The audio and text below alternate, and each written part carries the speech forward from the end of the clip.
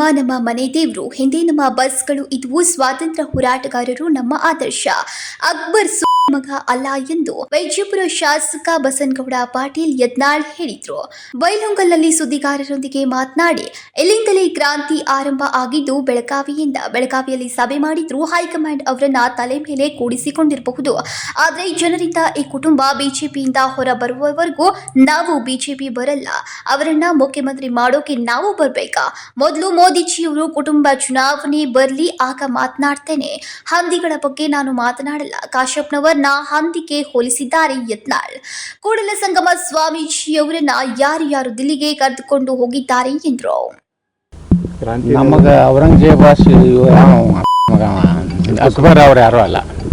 ಕ್ರಾಂತಿ ನೆಲದಿಂದ ಈ ಪ್ರವಾಸ ಸಂಗೊಳ್ಳಿ ರಾಯಣ್ಣ, ವೀರರಾಣಿ ಕಿತ್ತೂರು ಚೆನ್ನಮ್ಮ, ಬೆಳವಾಡಿ ಮಲ್ಲಮ್ಮ ಇವರೆಲ್ಲ ಇಲ್ಲಿ ಹುಟ್ಟಿದಂಥ ಪುಣ್ಯ ಭೂಮಿ ಬೆಳಗಾವಿ ಜಿಲ್ಲೆ.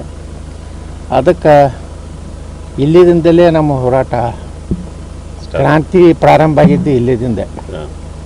ಮೊದಲನೇದ್ದು ಭಿನ್ನ ಮತ ನೀವು ಅಂತೀರಿ, ನಾವು ಪಕ್ಷ ನಿಷ್ಠಾವಂತರು ಬೆಳಗಾವಿಯಲ್ಲೇ ಸಭೆ ಮಾಡಿದ್ವಿ. ರಮೇಶ್ ಜಾರಕಿಹೊಳಿ ಅವರು ನಾವು ಎಲ್ಲರೂ ಇಲ್ಲೇ ಸಭೆ ಮಾಡಿನೇ ನಾವು ಯಶಸ್ವಿ ಆಗಿದ್ವಿ. ಉಚ್ಚಾಟನೆ ಮಾಡಿರ್ಬೋದು. ಇನ್ನು ಅವ್ರು ಸ್ವಲ್ಪ ದಿವ್ಸನಾಗ ಅವ್ರು ಉಚ್ಚಾಟನೆ ಮಾಡೋ ಕಾಲ ಬರ್ತೈತಿ. ಜನರಿಂದ ಹೈಕಮಾಂಡ್ ಅವ್ರನ್ನ ತಲೆ ಮ್ಯಾಗ ಕುಂಡ್ಸ್ಕೊಂಡಿರ್ಬೋದು, ಆದರೆ ಜನ ತಲೆ ಮ್ಯಾಗ ಕುಟ್ಸ್ಕೋಬೇಕಲ್ಲ. ನಾವಂತೂ ಈ ಕುಟುಂಬದಿಂದ ಬಿ ಜೆ ಪಿ ಹೊರಗೆ ಬರುತ್ತಾನೆ, ನಾವು ಬರೋದಿಲ್ಲ ಬಿ ಜೆ ಪಿಗೆ. ಎಲ್ಲೇನು ಕೆಲಸ ಐತೆ?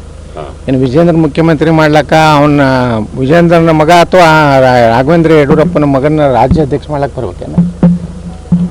ಮೊದಲು ಏನು ಪ್ರಧಾನಮಂತ್ರಿಗಳು ಹೇಳ್ಯಾರಲ್ರಿ, ವಂಶವಾದ ಭ್ರಷ್ಟಾಚಾರ ಅಡ್ಜಸ್ಟ್ಮೆಂಟ್ ನೈ ಚಲಾಗ ಕರ್ನಾಟಕದಾಗ ಅದನ್ನು ಮಾಡಿ ತೋರಿಸಲಿ. ಅಲ್ಲಿಂದ ನಾವು ಈಗೇನು ಭಾಳ ಗಡಿಬಿಡಿ ಇಲ್ಲ. ಇನ್ನೂ 3 ವರ್ಷ ಐತಿ ಎಲೆಕ್ಷನ್.